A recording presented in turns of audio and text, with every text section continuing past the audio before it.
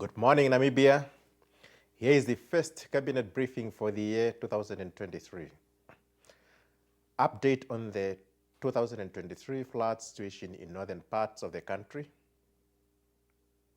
Our cabinet took note of the flood developments in the northern parts of the country, that is Ohangwena, Oshana, and Msati regions.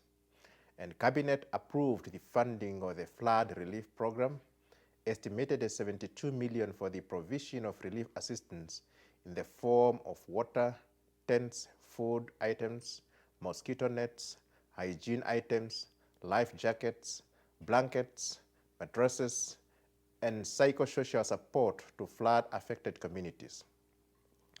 Cabinet supported the Office of the Prime Minister, that is Directorate of Disaster Risk Management, to conduct impact assessment of the flood and propose any further interventions. Cabinet mandated the National Disaster Risk Management Committee to ensure optimal and effective coordination of emergency and relief response to affected communities. Cabinet directed the Ministry of Education, Arts and Culture to propose workable interventions to deal with resumption of teaching and learning in flood-affected schools. Cabinet approved the provision of food assistance to the affected communities for a period of 16 months or until the next harvest. And Cabinet directed the Ministry of Agriculture, Water and Land Reform to institute the following measures to address the ongoing flood situation and future calamities in the country. That is, urgent supply of potable water, boats, and sanitation facilities to be provided to the affected communities. Propose measures to ensure sustainable management of the water as a result of the occurring floods in the country in order to mitigate negative impacts of flooding to communities. Development of all components of early warning, including systems to improve flood forecasting, monitoring, and early warning systems for flood-prone basins. Scale up construction and rehabilitation of earth dams in the flood-prone areas to harvest such flood waters for post-flood agricultural activities. Expedite the transboundary information exchange at all levels of the Namibian and Angola governments, and liaise with all stakeholders to educate communities, including traditional authorities, to halt the settlement of communities in flood-prone areas. Second decision, update on the establishment of Empretec Namibia program.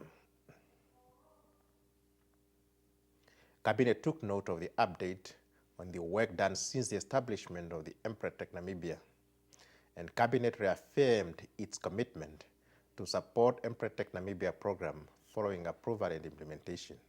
Cabinet directed the Ministry of Industrialization and Trade to allocate required resources, including human capital, to ensure the continuous implementation of the program.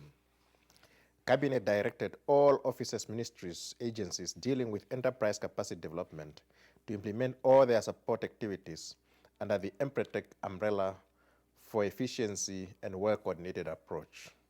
And Cabinet directed the Ministries of Industrialization and Trade, Higher Education, Technology and Innovation to instruct Empretec Namibia, and Namibia Training Authority, and Namibia Qualifications Authority to develop a comprehensive and accredited value chain development curriculum to be offered at some selected public, technical, and vocational education training centers across the country.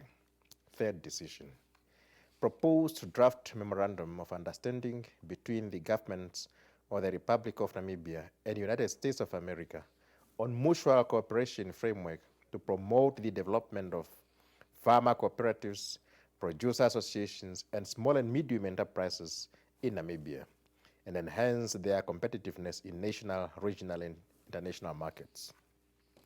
Cabinet took note of the proposed draft memorandum of understanding on mutual cooperation framework to promote the development of farmer cooperatives, producer associations, and small and medium enterprises in Namibia, and enhance their competitiveness in national, regional, and international markets as to be facilitated by the United States of America, African Development Foundation, on behalf of the government of the United States of America and the Ministry of Industrialization and Trade on behalf of the Republic of Namibia. And Cabinet took note of the signing of the above-mentioned MOU by the Minister of Industrialization and Trade on behalf of Namibia. Fourth decision, annual financial statements of the Government Institution Pension Fund for the year ended 31st March 2022.